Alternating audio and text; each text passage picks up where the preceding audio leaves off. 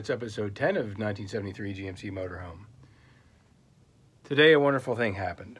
We found out why the thing was stalling. I have driven it everywhere today after repairing it. I'm going to tell you what it was. Thing runs great. First, I want to show you this one thing before we go and I tell you what happened. Today, I started doing some interior stuff, putting stuff back together. I went ahead and made this. What this is PVC. It's PVC board. And what that is that's the old piece. So we got that side in there. That looks nice. And we also got that side, which was all rotten. So this side, that board's salvageable. So we're gonna take the same stuff and we made a pattern, we put that in there, and we're gonna do this next. This is the PVC stuff I'm talking about. It's about 1/4 inch thick. I had to bevel some of the edges to fit in some of the trim.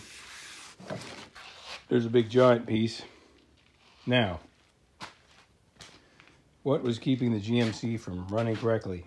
Well, as I said, we were going to talk about carburetor. Come on, carburetor. Here's the problem right there. See that? It's broken off on the other side. And the floats was sticking. The float pin's not in it. You can see there where it's, you're supposed to have 2 pieces sticking up. You've just got one. You can see where it's snapped off. So what was actually happening is I guess I would get on it and the float would go down, and then, I don't know, it would stick somehow. It was hanging up. All I know is I put in that other spare carburetor. I kind of rebuilt that. The correct kit, by the way, should you want to know, this carburetor is that Walker. There's the part number. It's actually had all the right pieces and gaskets in it. So, mystery solved on our journey. When I came back, I was so happy. And then I said, oh shit. And I went and drove back and forth, couldn't find it. I decided, well, I'll just have to find a used one and buy it. My wife said, you know what, let me go out and take one look. And wouldn't you know it, there it is. So, if you got a good wife, you better keep her, because they are hard to find, and I got a good one. She's as excited about this as I am, and she's making these cushions that we're going to put in here. So, but this was really fun to get that done today. So, makes me feel like we're going back in the right direction. So anyway, that's what we're doing so far. Next, let's make some of these.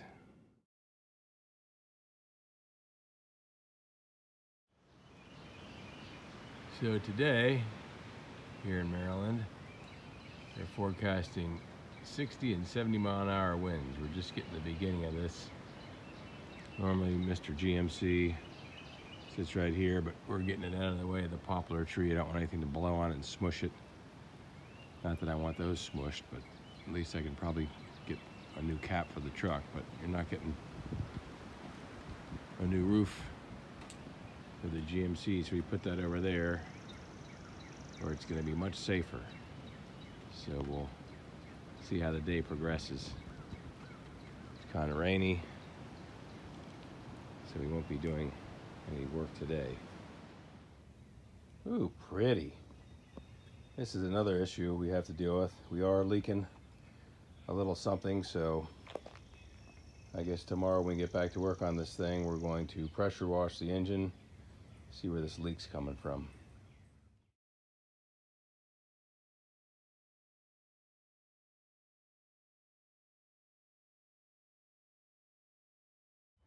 Okay, I'm going to deal with this today.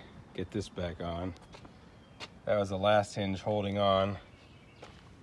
Busted that there. So I'm probably going to slit that down there and there and there and there and there and there and just put a continuous stainless piano hinge on here.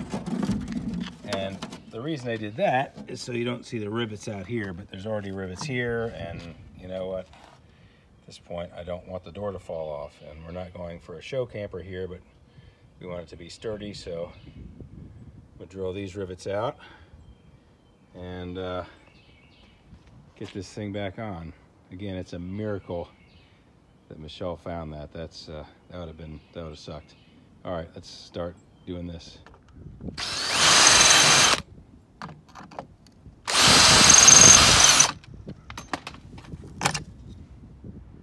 This is aluminum, by the way, this little piece here. This is fiberglass.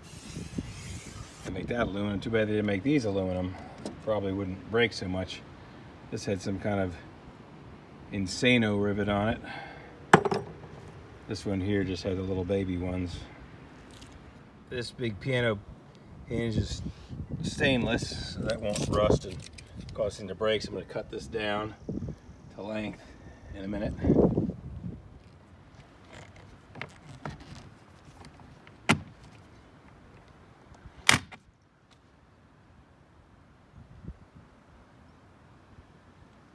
Put that one in there.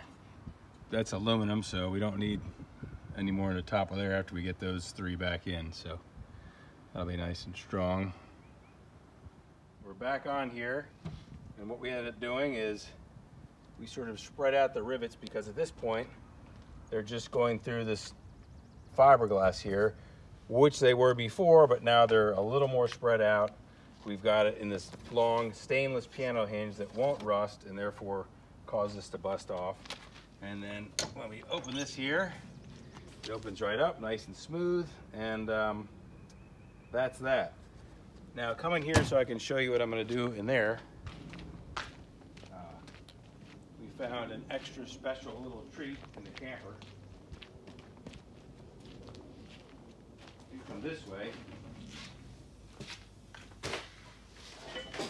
What this is let's go over here.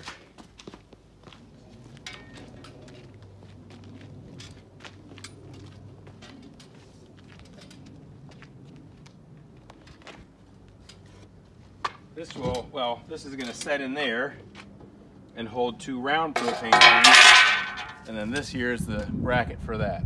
So anyway, that's what's going to happen in there. Okay, so I've got this closed. And then I got my two propane tanks in here just to make sure that's where this needs to go. And this will go back to the floor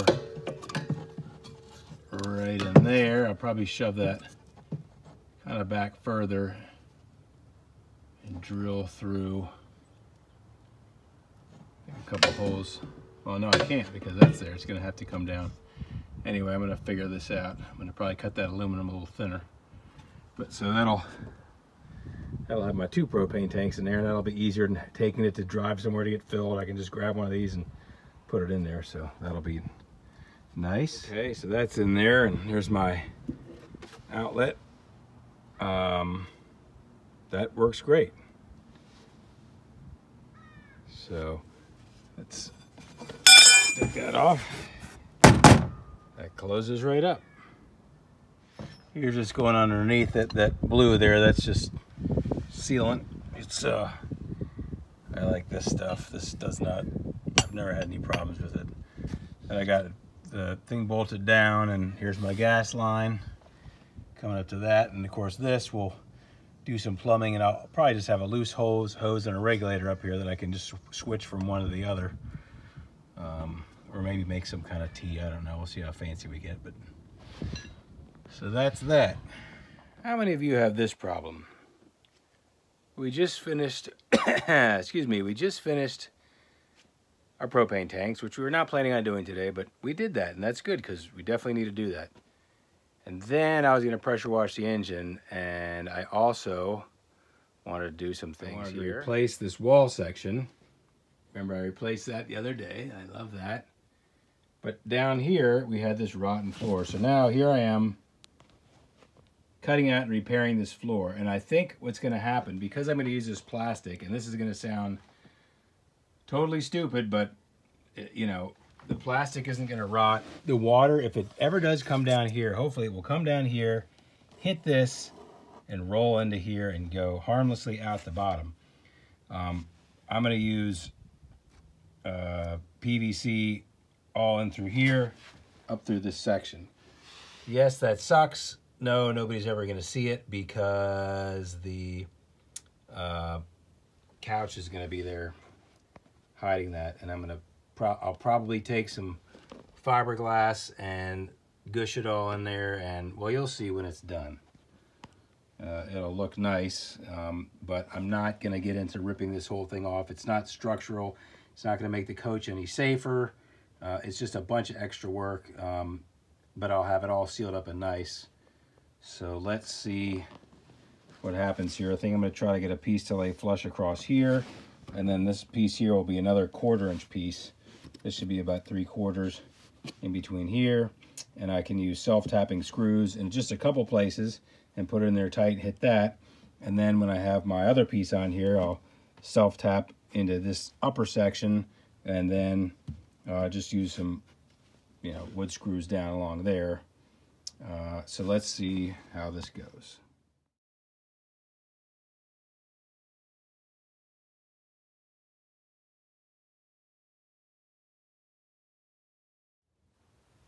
Okay, so that's actually 1/2 inch and a 1/2 inch here. So I gotta get my table saw. We gotta rip something. I think it is. Let's see here. Like 7 3/8. Yeah, not quite 7 1/2. I think 7 3/8 is fine. And confirming from the piece of wood we cut out, yeah, you got basically a 1/4 inch and a 1/2 inch. I don't have any 1/2 inch lumber. So now we're going to take the dog for a walk. All right. Time for a nice break. It is a beautiful day.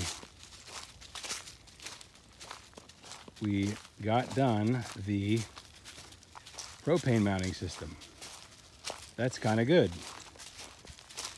So if I did nothing else today, that would be one thing towards the completion of this vehicle. The goal is to have it ready by May 25th. It's now April 2nd. To drive it to Cumberland, which is about 2 hours away, and camp in it. So it's gonna be May. We don't need propane. We really just need it to get there and get back. So I need to finish the interior. I need to be able to sleep in it. We've been using tents every year, so this will be better than the tent. And of course, I won't have to go out of the tent in the middle of the night and go into a pea pod or pee in a bucket or go outside in the woods. That's gonna be my favorite thing about this. So anyway, all right, so let's take Finn for a walk here. This is gonna be about a 2-mile round trip walk that we like to go on, and then we'll get back to work. You waiting for me? Good boy.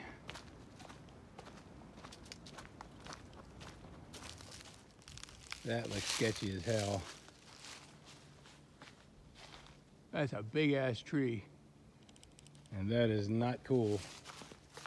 I do not need to be standing underneath that. That's totally rotted out at the bottom.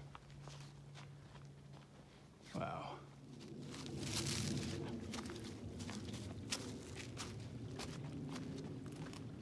You go in the water? Oh, yes.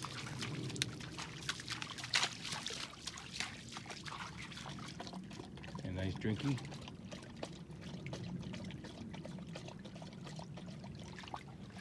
Okay, let's keep going.